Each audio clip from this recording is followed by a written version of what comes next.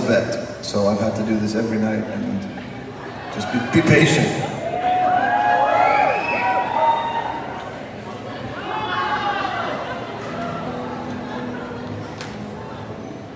So I don't play piano. I really don't. I like to write with the piano now, but I don't play piano. So I'm going to tell you a little story just to win you over for how shit I am at playing. I'm just going to try and bring you with me on this journey. But my whole life, half of my life, the rest I was doing other shit. But I started songwriting when I was about 15. And I've always written with the guitar. And when you write with the guitar, this strange thing happened that it's very introvert, it's very inwards. It sort of becomes part of your body, you morph around it, you sort of cuddle this thing, you wrestle with it, and you're always like this. You're always looking down. And then about 3 years ago, I left London. I left the city. I got married, I have kids, a dog.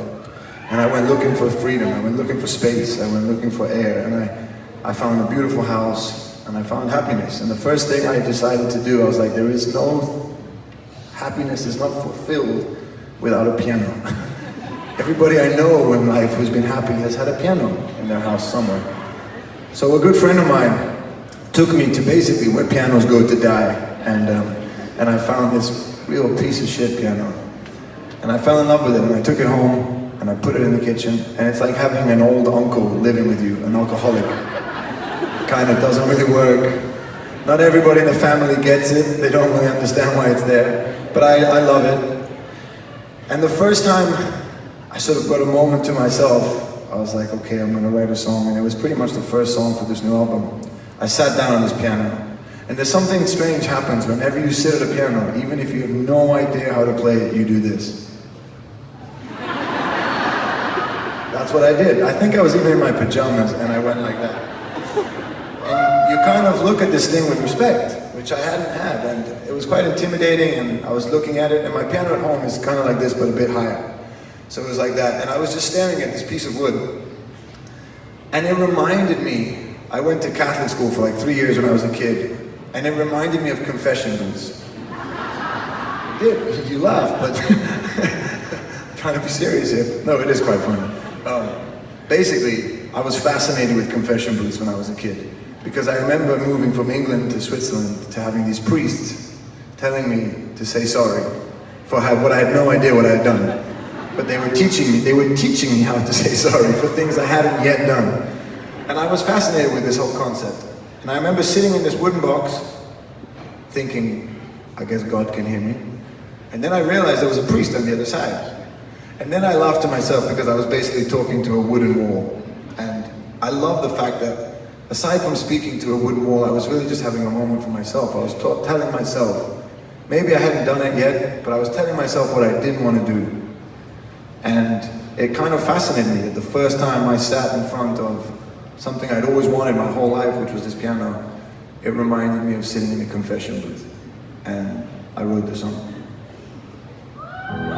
Giving it all away for nothing.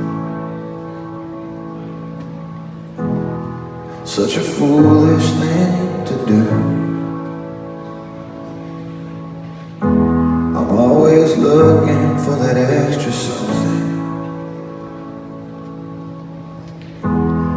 When my everything is you.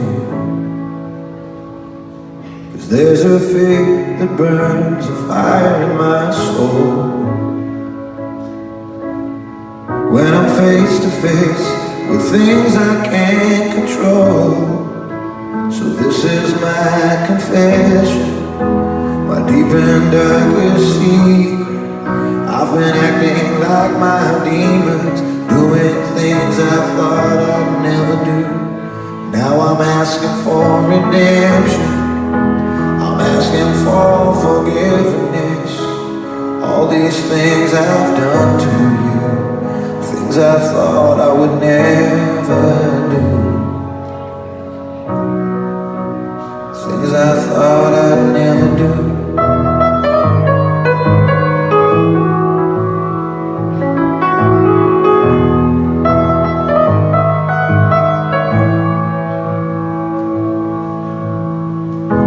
Is it too late to say I'm sorry?